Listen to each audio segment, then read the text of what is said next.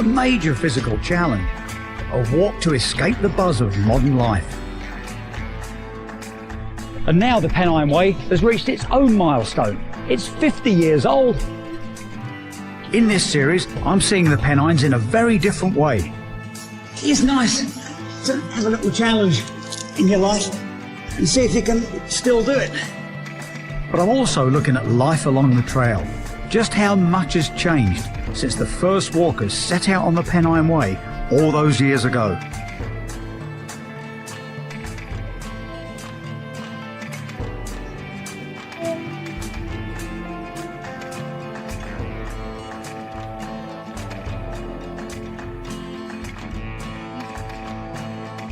You just can't beat going for a walk. And when the scenery is as stunning as this, it's a real joy. My Pennine Way journey has brought me to Yorkshire, the land of the tykes and the dales.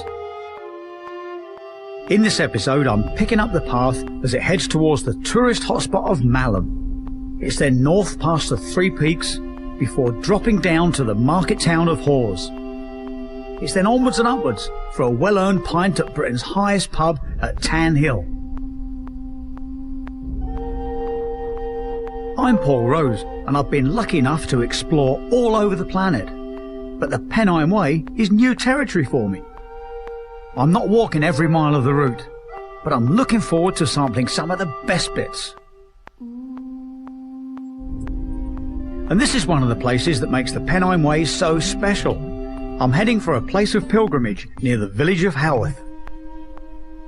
The path goes right past Top Withens, inspiration, some say, for Emily Bronte's Wuthering Heights. And it draws in people from all over the globe. All right, Simon, great place to take pictures. Hello. Yeah, you're all right. How did you? Can I have a look at what you're doing? Oh, yes, Photographer Simon Warner hasn't come too far, though. He lives close to the Pennine Way, and this is one of his favourite spots. It's quite a spot, really. It really does have an atmosphere. And is that where it all happened? Oh, well, I'm not so sure about that. There's some people who poo-poo the whole idea about the Bronte connection. And there's a plaque on the building that the Bronte Society put up years ago saying that it doesn't really bear any relation to the house she describes in the novel, Wuthering Heights. Oh, Heathcliff, you must not do this wilderness thing. She hasn't harmed you. You have. Then punish me. The iconic tale of love and revenge on the Yorkshire moors has captivated audiences of all kinds. Hollywood certainly loved it, but long before cinema came along, Top Withen's remote location was a place to visit. So way before Gore-Tex was invented, and a long way before the Pennine Way was even dreamed about, people have been coming up here. Oh, yes, there were local walking clubs that came up from the local industrial towns like Keighley. And they'd come up, groups of men, 20 or 30 of them, maybe on 25-mile walks, that would take in somewhere like this on their way to Hebden Bridge, perhaps. And they would often walk at night, in order to be free of working hours. They would sing songs, and it's quite romantic to think of that sort of thing going on. I can see why those early walkers loved getting out. At more than 400 metres above sea level, it was a world away from the factories and mills in the valleys. If you go due east from here, past the power stations, across the North Sea, if you follow the line of latitude on Top Withens, there is no higher ground until you get to the southern Ural Mountains. 3,000 miles, that's the next ground that's any higher than this. So that's why that easterly wind has got such a big bite. The Brontes hated the east wind. It's well recorded. We all do, those of us who live around here. Top Withens was lived in until the 1920s, but whatever its true connections to the book, this ruin remains a highlight of any visit to Bronte country.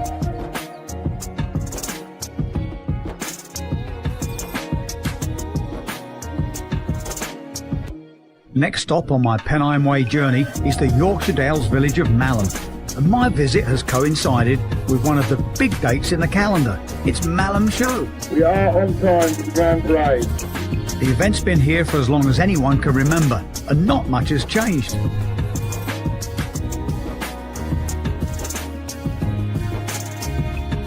it's still a place to show off the best that Malhamdale can produce and have a bit of fun. You make your way back in, and we'll make a decision on the best dog in the show.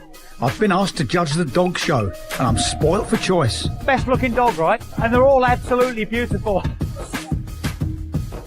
Hello! Hello, yeah, lovely, lovely, lovely. How about this one? Can I give this one to her? Yes, hello. I've got a soft spot for all dogs, but this one had to win Best in Show. It's only got 3 legs.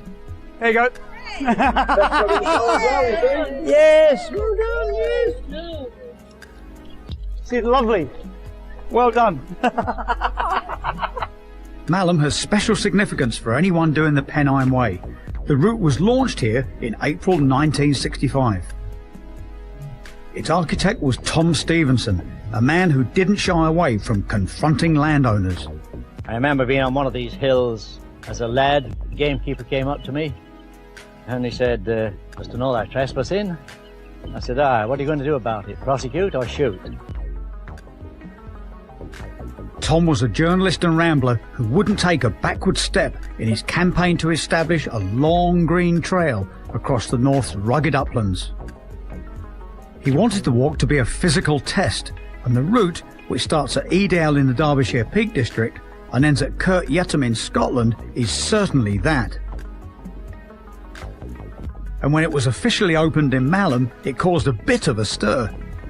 Well, there was a lot of people gathered, but they all walked here. There were no cars much in them days. What was it like?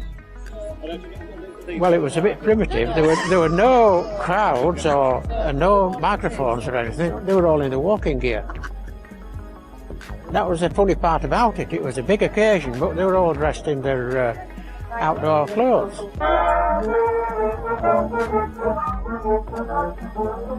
And it's just a short step from the showground to another of Malham's great attractions.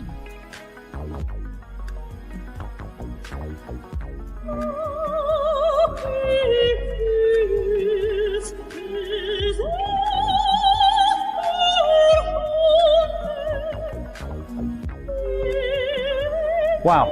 When it comes to views and a sense of natural energy on the People on the main cliff face. Climbing technology wasn't that advanced, but they would have seen rock climbers on the wings of the cove, which is exactly where I'm heading. It looks quite tricky at the start. It's quite steep. The last thing I was hoping to say. Yeah. I can see some good hills though. There's a good hill there, you see that one? Sometimes what you need is a bit of truly bad advice, you know, Yeah, like, this okay. is a piece of cake, Paul. Yeah. This looks really easy. My big challenge is to get off the ground. The real key to it is choosing a foothold, keeping your eyes on the foothold. It's tempting to scrabble, Yes. but try not to do that. You won't do that. You've done it before, you'll be fine. That's easy for Steve to say. He's one of the best climbers on the planet. It is going to be quite a steep pull here. See, the footholds are small. Yeah. Watching where you're going. And he's soon out of sight and on his way to the top. I love the way Steve makes this all look completely effortless, just sort of gliding up there.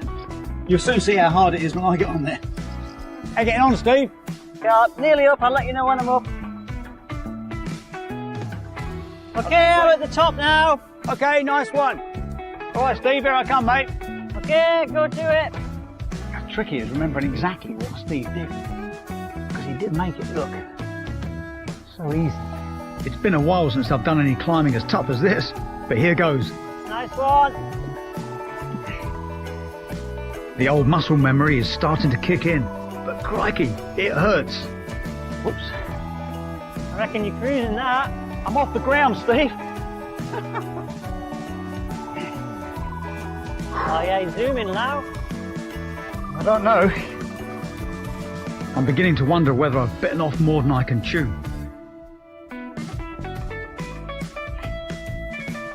How's it going down there? All right, I think, Steve. It's a lot harder than it looks. Wow. Because just on a climb like this that's so steep, just staying in place takes a lot of effort. Go on, that's it. Pull yourself up. Bit further, bit further, bit further. Oh, that's it. Yeah, you're in. Wow. You're a good man, Steve. Now where? Now you kind of head back into the crack again now. Yeah. for the exciting finale. Phew, I don't know about a finale. I'm almost finished. Go on. Go on. Get that knee on. I did. Oh, had to get the knee on. Oh, Steve. Wow. Good job. Well. How about that? Oh, man. Wow. I'm not completely there yet. But near enough. Near enough. Hang on, let me get out. Oof. One there.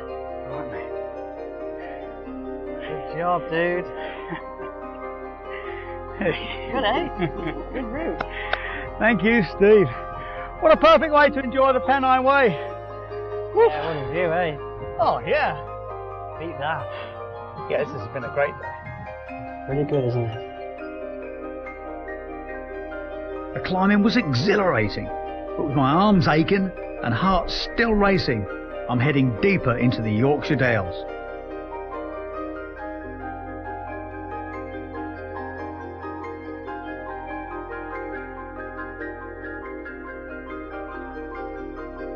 As well as the Pennine Way, this part of Yorkshire is home to the Three Peaks, Whernside, Ingleborough and Pennine. And over the years they've been a magnet for all sorts of adventurous types.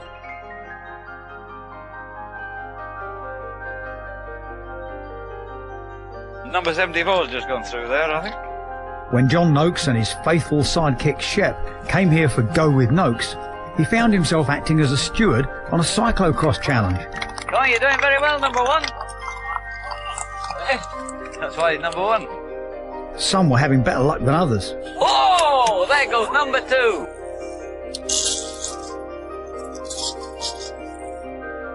My journey from Pennine is a much more sedate affair, as I head towards one of the main stopping off points on this part of the route.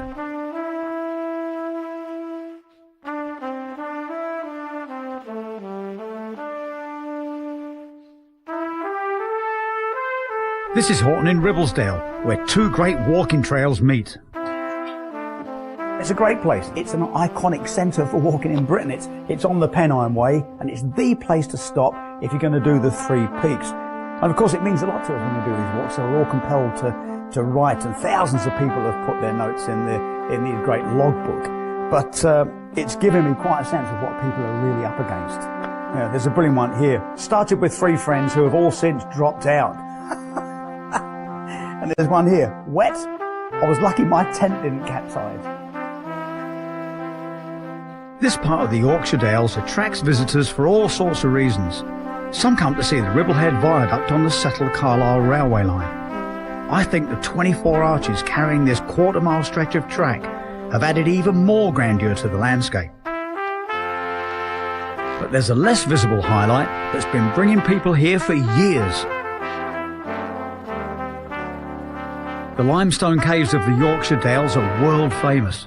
There's a bit of everything, from gigantic holes that could swallow a cathedral to squeezes that would get the last bit out of your toothpaste. This is a walk down memory lane for me. Been a long time then. It's been a long time since I've been down here. They haven't changed much. There's something special about what lies beneath these Pennine hills. Well, the water level's not so bad, Sean. No, it's pretty low today. It's all right, isn't it? My guide today is caver Sean Whittle, who's showing me the way through the Long Churn system. It's a Yorkshire Dales classic with a beautiful waterfall and a few tight spots that I just can't resist. You know, I'm going to give this a go. I think I can still do it if I suck in a bit. Let's see if I can get in there.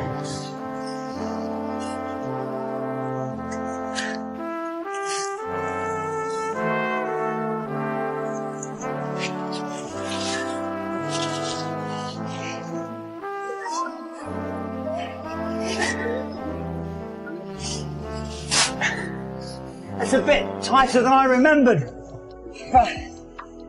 But it is worth giving these things a go, isn't it? I mean, I'm sure to a lot of people it seems a bit perverse to find a route like that. There's an easy way over there, but it is nice to have a little challenge in your life and see if you can still do it. The Pennine Range is a never-ending source of wonderment to the explorer, if only because of its potholes. Here, When caving took off in pre-war Britain, they were using the best equipment they had. Rope ladders were treacherous, and headgear didn't offer much protection. But in the last 50 years, caving has undergone a revolution. I've done a stupid thing. I slipped right down and my head split. A new generation of technical equipment meant cavers could spend more time underground and go further than ever before. Driven by courage or madness, scores of young men and women wormed their way under the Yorkshire Dales. It was a new age of exploration, right under our feet. This is just great, Sean. Enjoying it? Yeah! So how big is the whole system? Biggest one, 3-county system, you're pushing 100 kilometres. That's including the flooded bits. 100 kilometres? Yeah, you can go underground in Yorkshire, go under Lancashire, and come out in Cumbria. It's quite an undertaking, is that. We've dreamed about that for years. We knew it existed, and finally a couple of years ago, some of the hardened cavers pushed through, made the 3-county system a reality. Wow. Because it's so adventurous. I mean, it's got such an appeal. It's real genuine pioneering exploration right here. It's brand new exploration. You can't do much of that in the UK these days. You're going to have to go to Antarctica, you're going to have to go to the Himalaya. Within an hour's drive from your own home, you can be standing in places where nobody else has been before. Yes! That's what we want. Thank heavens for human curiosity. It feels to me there was a natural progression from walking on the Pennine Way to crawling through the tunnels below it. And I, for one, am more than happy to do both.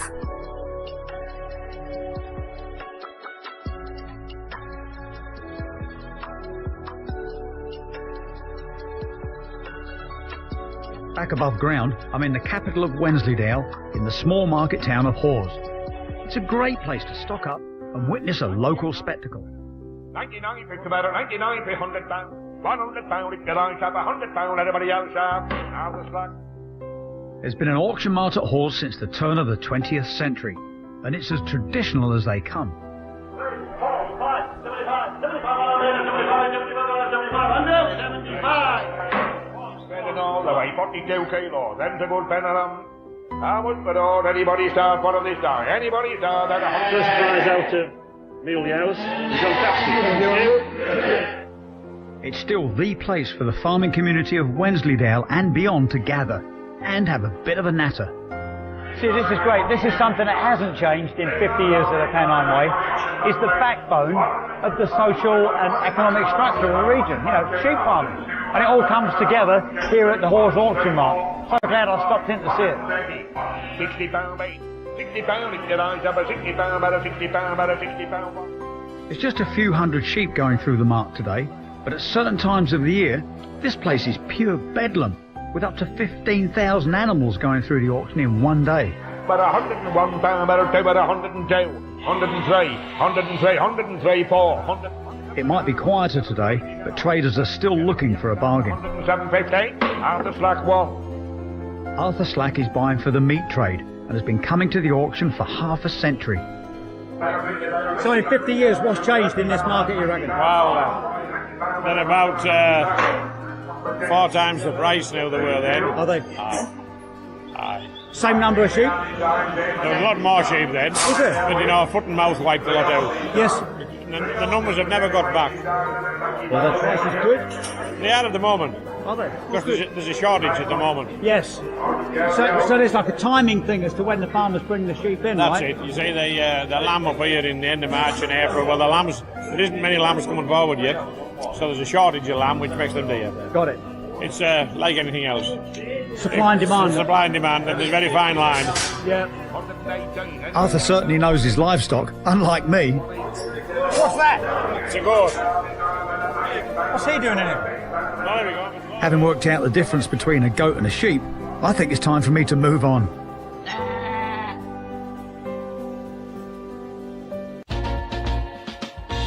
Just a mile or so from Hawes is the village of Hardraw. For a few quid paid at a local pub, you can sneak a peek at one of England's record breakers.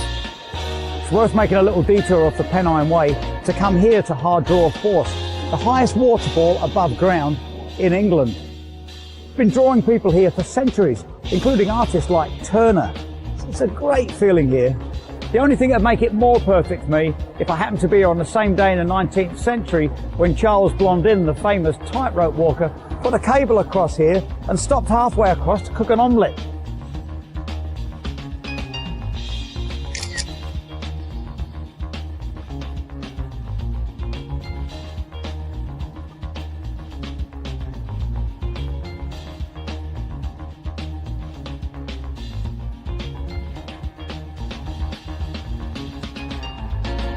I've left Wensleydale behind and I'm heading for another prime Pennine Way location. You do have to stop on these journeys and take a minute to look around. Here is Swaledale, which is really the crown jewel of the Yorkshire Dales. You just can't beat it. And I do it even when the weather's gruesome and I'm flagging. It seems that the stop, absorbing the scenery, seems to add energy and vitality and keep you going for the rest of the walk.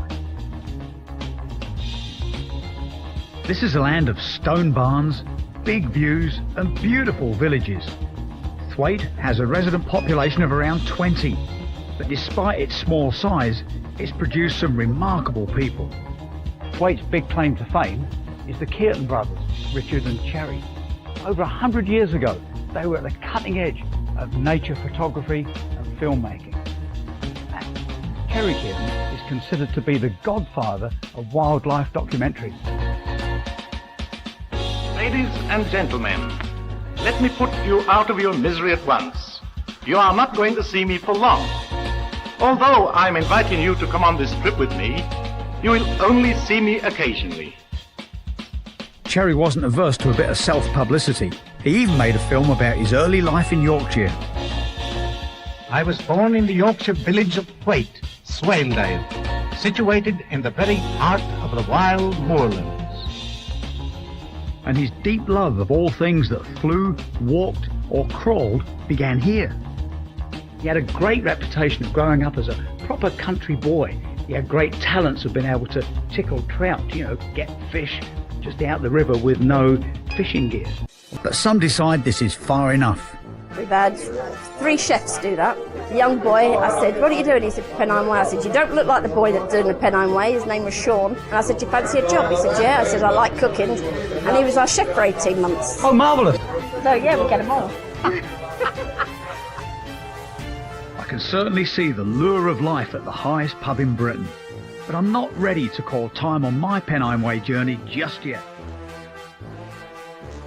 In the next leg, I take a soaking on the mighty River Tees and get blown away by one of the best views in the High